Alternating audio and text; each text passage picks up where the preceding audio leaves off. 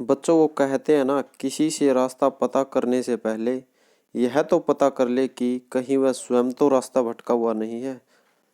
नमस्कार दोस्तों, मेरा नाम मोहित है। आप सभी कैसे एग्जाम शो चैनल में आप सभी का स्वागत है। दोस्तों 2020 आपका बीत गया है, वो बड़ा ही बुरा साल गया है और 2021 स्टार्ट हो चुका है और 2021 सौगात लेके आया है। एक तरह से एग्ज़ाम का ये त्योहार मान के चलिए आप। अभी दिल्ली पुलिस का एग्ज़ाम आपको वो है, एनटीपीसी का भी आप चला हुआ है, एसएससी सीजीएल और आने वाला है, और सीएचएसएल की टायर 1 का रिजल्ट आएगा, टायर 2 की तैयारी में है बच्चे। तो दोस्तों दिमाग में किसी भी तरह की कन्फ्यूज़न नहीं रहनी चाहिए आपके।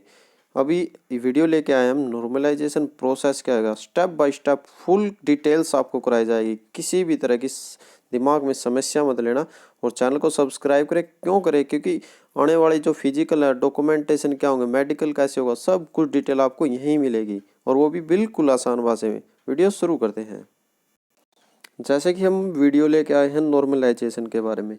नॉर्मलाइजेशन एसएससी का कोई भी एग्ज़ाम हो और रेलवे का कोई भी एग्ज़ाम हो तो उसमें सभी में नॉर्मलाइजेशन होता है। तो सबसे पहले नॉर्मलाइजेशन की ज़रूरत क्यों पड़ गई थी? तो आपको बताइए, यदि कोई ऑनलाइन परीक्षा कई दिनों में होती है और उसमें हर दिन अलग अलग पेपर आता है, ऐसे में उम्मीदवार ने इसका विरोध किया था और उनका कहना था कि हमारी पाली में जो पेपर आया था वो बहुत कठिन था और दूसरी पाली में सरल था। बस इस शिकायत को आधार रखते हुए एसएससी 5 साल से नॉर्मलाइजेशन कर रहा है, और वो नॉर्मलाइजेशन किस बेस पे होता है वो अभी आपको बता रहे हैं। तो दोस्तों नॉर्मलाइजेशन होता है वो क्या पद्धति है उसकी। नॉर्मलाइजेशन सिस्टम को आप आसान भाषा में समझिए। नॉर्मलाइजेशन सिस्टम है, इसके तहत पेपर कितना भी कठिन था इसका स्तर तय किया जाता है। इसके आधार पर अंक निर्धारित किए जाते हैं कि मान लीजिए परीक्षा पहले दिन पेपर कठिन था, अनुमान लगा लीजिए आपकी पहले दिन पेपर में 70 नंबर आते हैं एक कैंडिडेट के, और उससे अगला ही पेपर 100 नंबर का मान लिया जाता है। जैसे 70 का है और अगले ही दिन पेपर इतना सरल था कि बच्चे के 100 नंबर आ जाते हैं। ये सिर्फ एक जस्ट एग्जाम्पल के तौर पर समझिए आप। अगर पहले दिन 70 नंबर आ जाते हैं और दूसरे दिन 100 नंबर आ जाते हैं तो नॉर्मलाइजेशन में इन दोनों का इक्वल मतलब उल्टा कर दिया जाता है। 100 और 70, ये 100 के जो 70 नंबर थे ये 100 के बराबर पहले दिन समझे जाएंगे एक तरह से, और अगले दिन 70 आते हैं तो ये दोनों सेम कर दिए जाएंगे एक तरह से। आगे फिर समझिए आप, एक एग्जाम्पल देते हैं आपको छोटा सा, उसमें और आपको क्लियर समझ में आएगा। ये देखिए, जैसे ये 4 उम्मीदवार हैं हमारे, 1 2 और 3 4 और 5, जैसे 5 कैंडिडेट हैं और शिफ्ट हैं जो कैंडिडेट ये हैं, और शिफ्ट हैं आपकी 3 शिफ्ट में पेपर हो रहे हैं, 3 शिफ्ट, और ये हमारे कैंडिडेट। तो पहली जो उम्मीदवार हैं उनकी पहली शिफ्ट में पेपर में नंबर आते हैं 60 नंबर, 55 45 65 और 55, और दूसरी शिफ्ट में आते हैं 100 80 70 90 100। इसका मतलब क्या हुआ कि शिफ्ट 1 थी जो ये बहुत ही इजी थी, और शिफ्ट 2 आ गई ये बहुत ज़्यादा हार्ड शिफ्ट आ गई। तो इन दो शिफ्ट में नॉर्मलाइजेशन किस बेस पे होगा?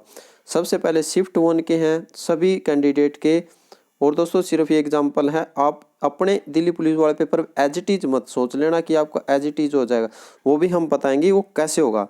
तो शिफ्ट 1 के सभी के कैंडिडेट के नंबर जुड़ेंगे 60 55 45 65 और 50। तो ये नंबर जोड़ते हैं हम, इनका टोटल जोड़ बनता है 270, और जो शिफ्ट हार्ड थी उस शिफ्ट के नंबर जोड़ते हैं हम 100 80 70 90 और 85। तो पहली की शिफ्ट में जो कैंडिडेट थे उनके नंबर बनते हैं 270 और सेकंड शिफ्ट वालों के बनते हैं 425। तो इसका मतलब 425 नंबर बनते हैं। तो इसका मतलब क्या है कि पहली शिफ्ट वालों का एग्ज़ाम था वो बहुत ज़्यादा हार्ड था और सेकंड वाला को बहुत इजी एग्ज़ाम था। तो इसके हिसाब से इनके तो बहुत कम नंबर आए हैं, हार्ड था इनका पेपर, और इनका बहुत ज़्यादा इजी था। तो इसको चेंज कर लें आप। तो इसमें टोटल कैंडिडेट कितने थे? 5 कैंडिडेट, इसमें भी 5 कैंडिडेट। तो अब इनका नॉर्मलाइजेशन होगा वो कैसे होगा? इसका मिड पॉइंट निकालते हैं, इसका कितना आता है? तो इसका मिड पॉइंट आता है 55 और इसका मिड आता है 85। तो इन दोनों का मिड है जो, इसका डिफरेंस देखो आप।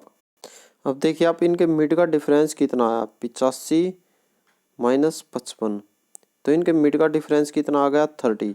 जो 30 नंबर आए हैं इसका मतलब ये 30 नंबर इस शिफ्ट वालों के ज़्यादा थे, तो ये 30 नंबर इस शिफ्ट में जोड़ दिए जाएंगे। जैसे 60 वाले के आए पहले आए उसमें 30 जोड़ते हैं तो 90 उसके नंबर आ जाएंगे। और उसके बाद जैसे 50 वाले के आए 50 में 30 जोड़ेंगे तो उसके नंबर हो जाएंगे 80। तो ये 90 और सेकंड शिफ्ट वाले के ये देखिए आप 100 थे जो जिसके 90 और 100, तो इन दोनों के इस हिसाब से नॉर्मलाइजेशन से इक्वल होते हैं। और जैसे 50 वाले नंबर के थे 50 वाले के 80 बन गए हैं और सेकंड वाले के 80 ऑलरेडी थे, तो 80-80 नॉर्मलाइजेशन होता है जो ऐसे नॉर्मलाइजेशन होगा। और दिल्ली पुलिस में आपके जिस बच्चे के कम नंबर बन रहे हैं उसके इस हिसाब से नंबर बढ़ जाएंगे। अगर आपके 50 नंबर भी बनते हैं तो उसके आपके नॉर्मलाइजेशन 80 नंबर भी बन सकते हैं। बट उसकी कंडीशन क्या है वो भी आप समझिए।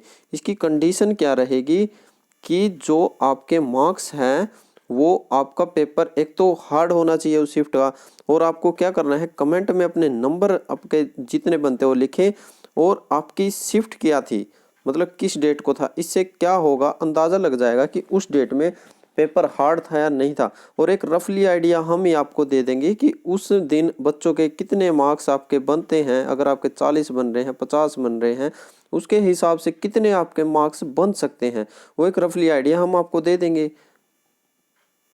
तो मैंने एक सिर्फ एग्जांपल से 2 शिफ्ट का बताया। ऐसे ही कैसे होगा दिल्ली पुलिस में जितने भी जैसे एक दिन में 27 नवंबर को मान लो आप 27 नवंबर को जितने भी कैंडिडेट एग्ज़ाम दिया था सभी के नंबर जितने भी बनते हैं, जिस भी कैंडिडेट के 30 35 40 50 जो भी बनते हैं सभी के ऐड होंगे। और उस दिन कितने कैंडिडेट ने एग्ज़ाम दिया था जैसे सभी के बन जाते हैं 2000 नंबर बनते हैं और उस दिन एग्ज़ाम दिया 500 बच्चों ने, 500 बच्चों ने एग्ज़ाम दिया तो वो ऐसे कट के उसका जो मिड पॉइंट आ जाएगा वो आ जाएगा 4। और ऐसे इसमें 4 नंबर भी बढ़ सकते हैं 5 भी बढ़ सकते हैं 6 भी बढ़ सकते हैं। और डिपेंड करेगा आपकी शिफ्ट क्या थी उस दिन आपकी शिफ्ट पे डिपेंड करेगा दिल्ली पुलिस का आने वाला है। और ऐसे ही सभी के नंबर बढ़े चले जाएंगे उस शिफ्ट के ऊपर डिपेंड करेंगे। अब हम बात कर लेते हैं कट ऑफ क्या रहने वाली थी। ये इसकी टर्म एंड कंडीशन थी मैंने आपको बता दिया। अगर अब हम कट ऑफ की बात करते हैं फिजिकल के लिए आपको कितनी कट ऑफ जा सकती है। सबसे पहले किसी भी कैंडिडेट के अगर किसी भी कैटेगरी में हो अगर 60 प्लस उसके नंबर बनते हैं तो वो अपने आप को सेफ स्कोर समझे, वो अपनी फिजिकल की तैयारी अभी से लग जाए बिना किसी ढील के लग जाए।